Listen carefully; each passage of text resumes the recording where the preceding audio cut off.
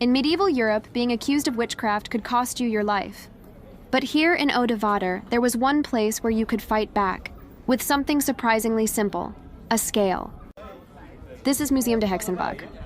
The museum is built inside a real historical wayhouse. This is where people accused of witchcraft were once brought.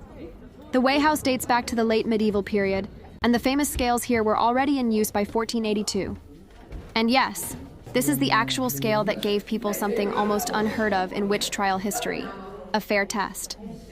Here's how it worked. People accused of witchcraft were brought in and weighed. So if your weight looked normal, you were declared innocent. It sounds bizarre now, but in a time of panic and superstition, this was considered one of the fairest tests in Europe. If you passed the test, you didn't just walk away, you got a certificate.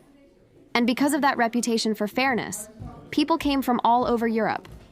But the museum isn't just about witches. It's about what happens when society decides someone is different. The museum connects historical witch hunts to modern forms of exclusion and discrimination. So the story doesn't stay in the past. It becomes a warning. Today, Museum de Heksenbog stands as one of the only places in Europe where accused witches were given a chance to prove their innocence. And reportedly, no one was ever condemned here. So if you ever visit and step on the scale, you might just leave with a certificate saying you're not a witch. And honestly, that might be the most unusual kind of history lesson you'll ever get.